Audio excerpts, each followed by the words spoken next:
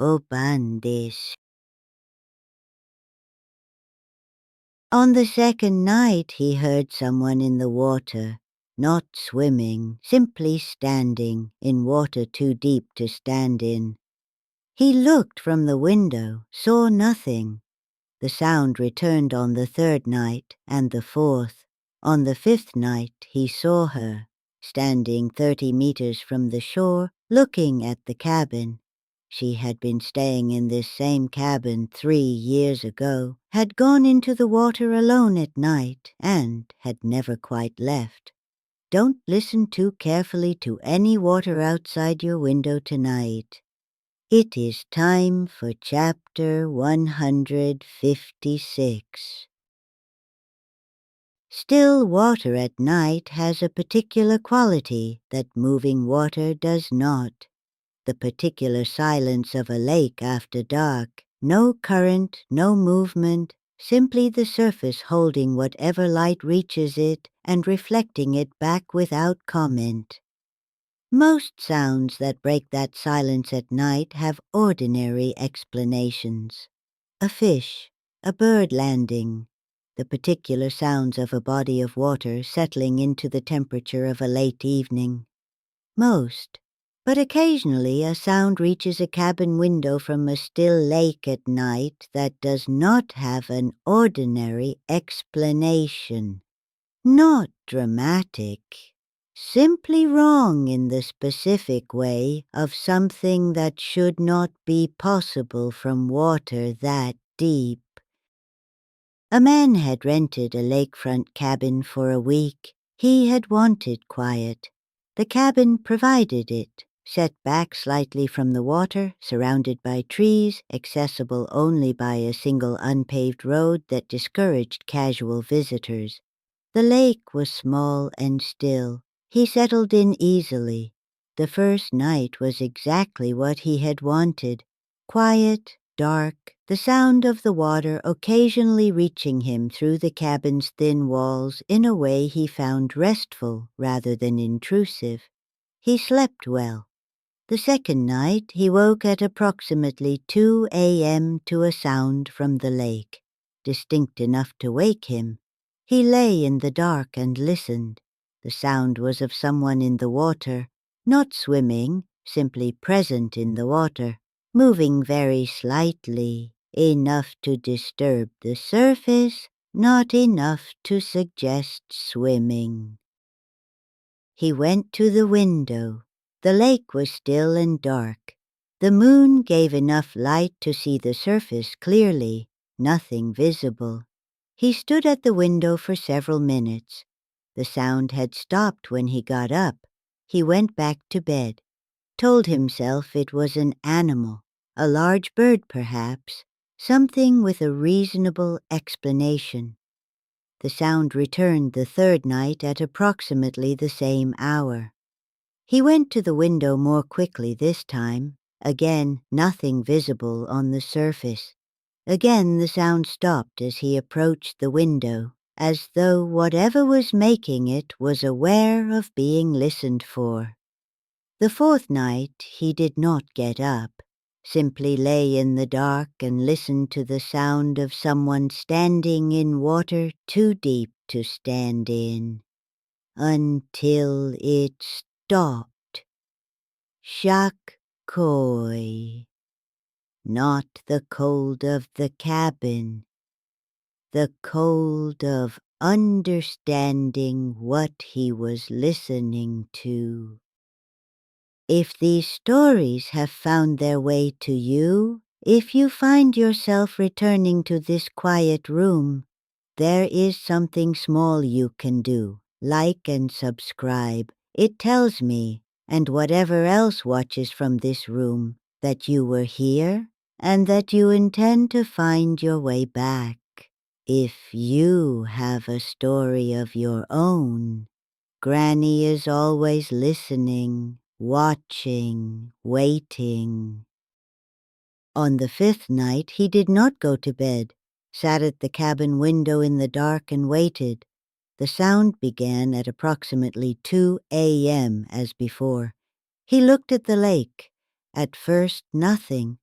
Then, at a distance he estimated at 30 meters from the shore, a figure standing in water that the lake's depth at that point made impossible to stand in, a woman standing very still, looking at the cabin.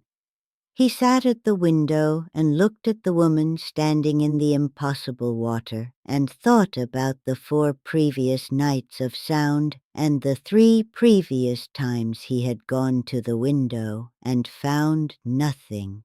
She had simply not been visible before, or had not wanted to be. He was not certain which. I wonder if you heard sounds from water outside your window at night, how many nights before you sat in the dark and waited to see what was making them? Perhaps you would have gone to the window sooner, or perhaps not at all. If you have a story of your own, this quiet room has space for your experiences too. Granny is always listening. He contacted the cabin's owner the following morning, asked about the lake, about whether anyone had drowned there. The owner was quiet for a moment, then said yes. 3 years ago, a woman who had been renting this same cabin had gone into the water alone late at night, had not come back. The lake had been searched. She had been found. The owner paused, then said she had been found at a depth that, he said this carefully, made it difficult to understand how she had gotten there. As though she had walked into the water and kept walking, much further than anyone would have expected, to a depth she could not have reached swimming. You are still here. Good. Some stories need a witness all the way to the end. I wonder if you saw someone standing in water too deep to stand in, would you go to the door or would you stay at the window? He stayed for the remaining 2 nights of his rental. The figure appeared on both, always at 2 a.m., always 30 meters from the shore, always looking at the cabin. He did not go to the door, did not go to the water's edge, simply sat at the window and looked back. He told me it felt like the right thing to do, that she had come back every night, had presumably been coming back every night since the accident 3 years ago, and had finally been seen. And that being seen, he felt, was perhaps what the returning was for. He did not know if that was true, simply that it felt true. Sitting at the window in the dark, looking back at the woman standing in water she should not have been able to stand in for 2 more nights, until his rental ended and he left, and she remained, as she had always remained, in the water, 30 meters from the shore. I think about what it means to return to a place, not in the ordinary sense of going back somewhere you have been, but in the other sense, the returning that happens after something goes wrong in water at night, after the walking in that does not stop, after the depth that should not have been reachable is reached, the returning to the surface of that same water, to the same distance from the shore, to the same cabin window, night after night, at the same hour, not threatening, simply present, as though the returning itself is the point, not to frighten whoever is in the cabin, but simply to be seen, to have someone sit at the window and look back. Da? I understand the particular need to be seen from a distance. It is not so different from sitting beside a kotatsu and telling stories to whoever finds their way here. Another whispered story from Japan, shared quietly here beside the kotatsu. If you rent a lakefront cabin and you hear sounds from the water on the second night, not swimming, simply present in the water, moving slightly, do not go to the window immediately. Wait, because whatever is in the water knows when you approach the window and will stop. Instead, wait until the fifth night. Sit in the dark without going to bed and look at the lake when the sound begins, because she will be there, 30 meters from the shore, standing in water too deep to stand in, looking at the cabin, and what she needs, what the returning every night at 2 a.m. is for, is simply to be seen. To have someone sit at the window and look back without going to the door, without going to the water's edge, simply looking from the cabin, across the dark water until the rental ends and you drive away on the unpaved road, and she returns to whatever depth she keeps returning from.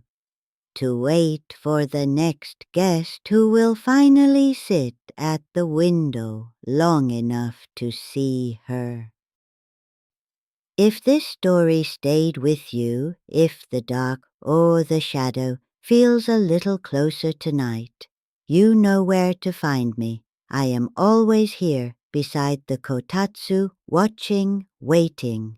And if you wish others to find their way here too, there is something small you can do, like and subscribe. I would not object.